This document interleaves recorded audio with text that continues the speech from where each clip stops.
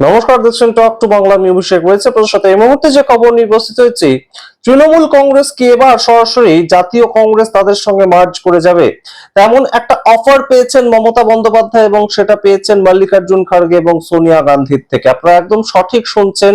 8ই June দিল্লিতে যে India অ্যালায়েন্সের বৈঠকটা হলো, সেখান থেকেই এই ধরনের খবর উঠে আসছে এবং এই খবর কিন্তু অবশ্যই গুরুত্বপূর্ণ এবং অবশ্যই এইটা হলেই একমাত্র শেষমেশ তৃণমূল কংগ্রেস এখনো যেটুকু যতজন বেঁচে আছেন, তৃণমূল কংগ্রেসের মমতা বন্দ্যোপাধ্যায়ের সঙ্গে যতজন এখনো পর্যন্ত আছেন, তাদের কোথাও গিয়ে একটা রাজনীতিতে অস্তিত্ব টিকে থাকবে এবং মমতা বন্দ্যোপাধ্যায়েরও কোথাও গিয়ে রাজনৈতিকভাবে অস্তিত্ব টিকে থাকবে।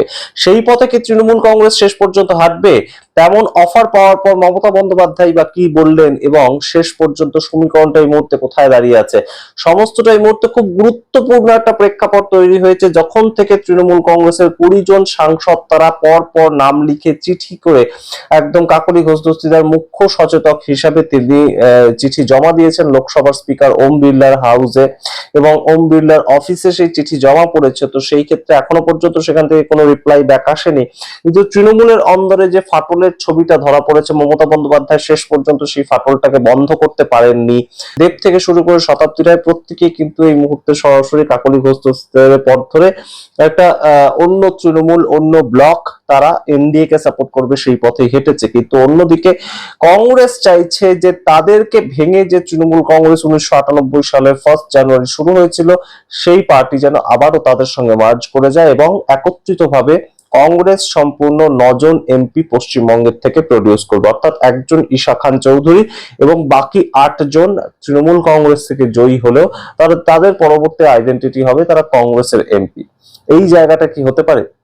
অবশ্যই সেটা নিয়ে আলোচনা করব। অন্যান্য বিভিন্ন প্রেক্ষিত উঠে এসেছে ইন্ডিয়া অ্যালায়েন্সের বৈঠকে, কিন্তু আজকের এই প্রতিবেদনের যেটা বিষয়, যে কংগ্রেস শক্তি বাড়াতে চাইছে, কংগ্রেস বিভিন্ন ক্ষেত্রে কিভাবে কিভাবে কোন কোন রাজ্যের ক্ষেত্রে শক্তি বাড়াতে চাইছে, সেইটা আপনাদের সঙ্গে বিস্তারিত আলোচনা করবো। তার আগে অবশ্যই টক টু বাংলা ইউটিউব চ্যানেলকে সাবস্ক্রাইব করে ভিডিও দেখুন, সেসব স্কিপ না করে। আপনাদেরকে জানাই যে ইতিমধ্যে বিজেপি যেমন তাদের শক্তি বৃদ্ধি করেছে এবং বৃদ্ধি করার একটা প্রেক্ষিত তুলে এনেছে। প্রথম আমরা যেটা দেখতে পেলাম, রাজ্যসভাতে 7 জন আম আদমি পার্টির সাংসদকে একদম রীতিমতন বিজেপি জয়েন করালো। সেই ক্ষেত্রে আমরা দেখতে পেয়েছি রাঘব চাড্ডা সেই ইনিশিয়েটিভটা নিয়েছিলেন।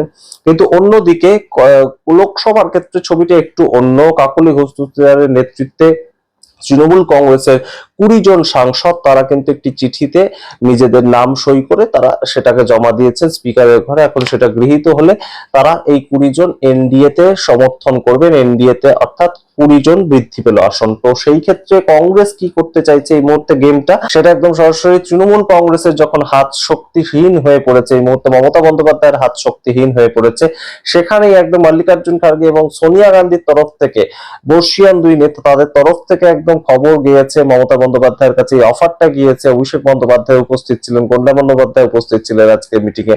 তো সেইখানেই কিন্তু এই অফার দেওয়া হয়েছে মমতা বন্দ্যোপাধ্যায়কে, যে মমতা বন্দ্যোপাধ্যায়কে কংগ্রেসের পক্ষ থেকে রাজ্যসভায় পাঠানো হবে এবং এই 8 জন যে বাকি রয়েছেন, এই 20 জন বাদ দিয়ে বাকি যে 8 জন রয়েছে, তারা সবাই কংগ্রেসের প্রতীকে এই মুহূর্ত থেকে পরিচিত হবে, অর্থাৎ কংগ্রেসের সাংসদ হিসাবে তারা কিন্তু নিযুক্ত হবে যদি পার্টি মার্জ করে দেন মমতা বন্দ্যোপাধ্যায়। শেষ পর্যন্ত কি হবে, মমতা বন্দ্যোপাধ্যায় এখন জানিয়েছেন যে আমি ভাবছি সম্পূর্ণ বিষয়টা নিয়ে, আমাকে আরো বিচার করতে হবে, তার পরবর্তীতে আমরা দেখবো। তবে মমতা বন্দ্যোপাধ্যায়ের পক্ষে এই মুহূর্তে কিন্তু এছাড়া আর বিকল্প কিছু বেঁচে নেই।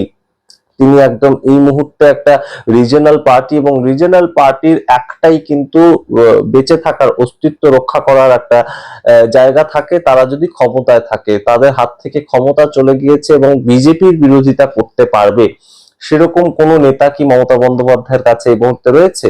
সেই জায়গাটা কিন্তু আমরা খুঁজে পাচ্ছি না। এবং অবশ্যই মমতা বন্দ্যোপাধ্যায়ের যে অন্যতম সৈনিক কল্যাণ বন্দ্যোপাধ্যায়, তিনিও বলেছেন যে তার কাছে সমস্ত হিসেব গুলিয়ে যাচ্ছে। আমরা দেখতে পেয়েছি দেব থেকে শুরু করে বিভিন্ন যারা তারকা ছিলেন, জুন মালিয়া কিংবা একদম সরাসরি শতাব্দী রায়, প্রত্যেকেই চলে গিয়েছেন এই কাকলি ঘোষ দস্তিদারের হাত ধরে। এবং তার সঙ্গে কাকলি ঘোষ দস্তিদার দাবি করেছেন যে অসিত মাল থেকে শুরু করে প্রসূন ব্যানার্জি প্রত্যেকেই ছিলেন সেখানে। সুতরাং গুটি কয়েক মানুষজন স্বনির্ভর হতে পারে, মহুয়া মৈত্র হতে পারেন, মালা রায়, সুদীপ বন্দ্যোপাধ্যায়, কল্যাণ ব্যানার্জি, অভিষেক ব্যানার্জি, এই কয়েকজনকে বাদ রেখে প্রত্যেকেই কিন্তু একদম গুটি গুটি পা বাড়িয়েছেন অন্য শিবিরে, এবং সেই শিবিরটা সরাসরি এনডিএ কে সাপোর্ট করছে। তখনই কিন্তু কংগ্রেস তাদের শক্তি বাড়াতে উদ্যত, এবং কংগ্রেসের যে শক্তি বাড়ানোর খেলাটা, সেটা যদি শেষ পর্যন্ত মমতা বন্দ্যোপাধ্যায়কে দিয়ে করাতে পারে তারা, তাহলে অবশ্যই কিন্তু এই মুহূর্তে একটা গুরুত্বপূর্ণ জায়গায় তারা যাবে। এবং অবশ্যই তৃণমূল কংগ্রেসের যে অস্তিত্ব সংকট তৈরি হয়েছে এই মুহূর্তে, সেটাও কিন্তু বেশ খানিকটা মিটে যেতে পারে। কারণ আলটিমেটলি কংগ্রেস একটা রাজনৈতিক দল হিসেবে জাতীয় দল, তারা সম্পূর্ণ পশ্চিমবঙ্গ থেকে তাদের শক্তি বিলীন হয়ে গিয়েছে বটে, কিন্তু কোথাও গিয়ে একটা ঘুরে দাঁড়ানোর রাজনীতি তারা করতে পারে। অচিরেই আমরা হয়তো দেখতে পারি 2029-এর লোকসভা ভোটের ক্ষেত্রে কংগ্রেস এবং বামেরা যে জোটটা করতো, সেই জোটটা আবারও একদম সরাসরি ফিরে এলো, এবং কংগ্রেসের পক্ষ থেকে কিছু সিট বামেদেরকে দিয়ে দেওয়া হলো, এবং তৃণমূল কংগ্রেসের মধ্যে থেকে তো তারা মার্জ করেই যাবে। যদি সেরকম প্রেক্ষিতটা তৈরি হয়, তাহলে কিন্তু বিজেপির বিরুদ্ধে যে লড়াইটা, সেটা কিন্তু কোথাও গিয়ে আরো জোরদার হবে। এই জায়গাটা যখন মমতা বন্দ্যোপাধ্যায়কে দিয়ে পশ্চিমবঙ্গের ক্ষেত্রে করতে চাইছে, তখন আপনাদের জানাই অমরিন্দর সিং তিনি কিন্তু পাঞ্জাবে পিএলসি পার্টি খুলেছিলেন, তিনিও কংগ্রেস থেকে ভেঙে গিয়ে এই পার্টিটা খুলেছেন।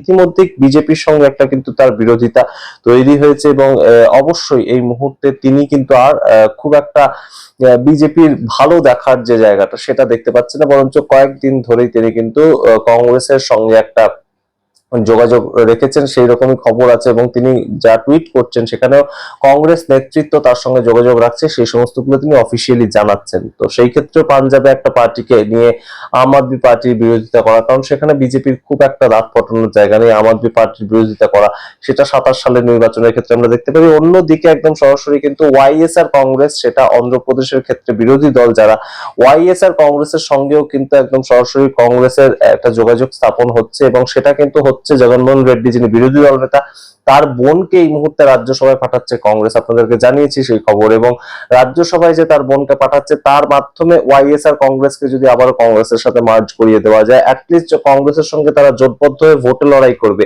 এইভাবে যদি প্রেজেন্ট করা যায়, তাহলে কিন্তু অবশ্যই ইন্ডি জোট যেটা, তার শক্তি কিছুটা হলেও বৃদ্ধি পাবে অন্ধ্রপ্রদেশের ক্ষেত্রে। অন্যদিকে আজকেই অখিলেশ যাদবের সঙ্গে 8 তারিখের বৈঠকে কিন্তু গুরুত্বপূর্ণ একটা মিটিং রাহুল গান্ধীর হয়েছে, সেটা কিন্তু অবশ্যই যেটা জানা যাচ্ছে যে অখিলেশ যাদব এবং রাহুল গান্ধী 2024 সালের লোকসভা ভোটের ঠিক আগে উত্তরপ্রদেশে যেমন ভাবে একদম সিট বন্টন করে দিয়েছিলেন, যে আমরা এত সিটে লড়বো, কংগ্রেস এত সিটে লড়বে, তাতে অবশ্যই সুবিধা হয়েছিল, যেটা বিহারের ক্ষেত্রে সমস্যা তৈরি হয়েছিল।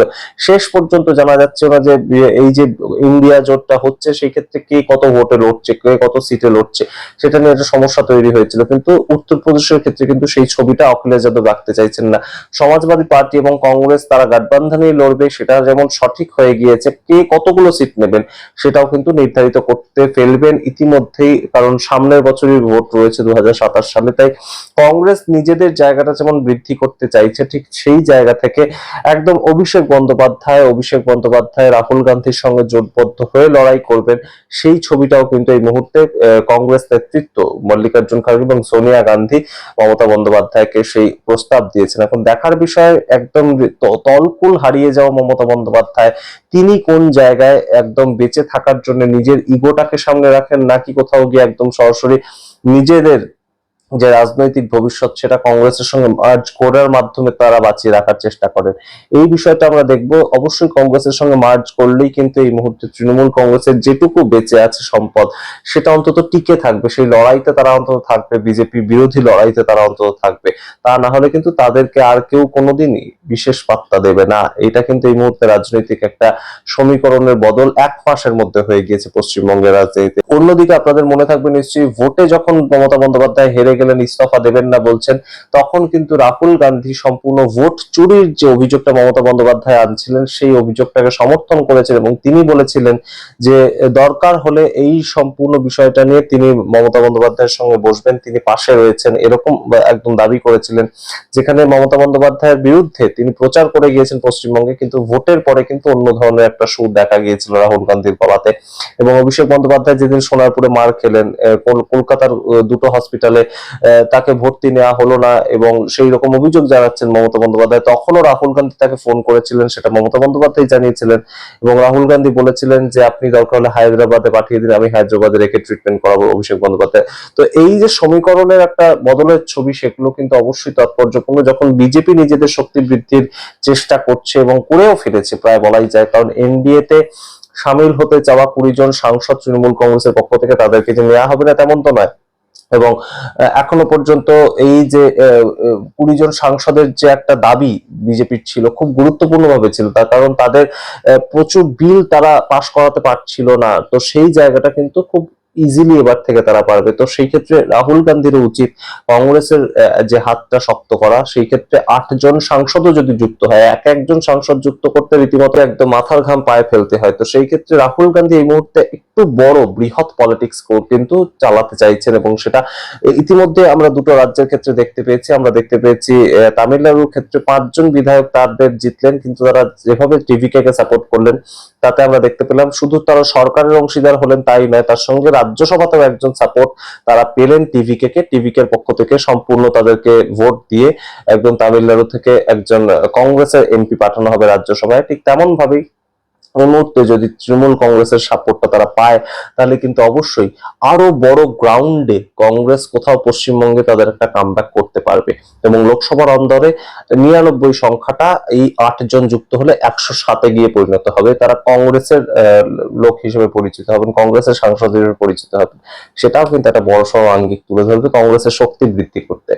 আপনারা সামগ্রিক রিপোর্টের ভিত্তিতে কি মনে করেন অবশ্যই কমেন্ট বক্সে কমেন্ট করুন। অবশ্যই টক টু বাংলা ইউটিউব চ্যানেলকে সাবস্ক্রাইব করুন সমস্ত ধরনের রাজনৈতিক আপডেট রাখতে, জাতীয় স্তরে এবং অবশ্যই রাজ্য স্তরে।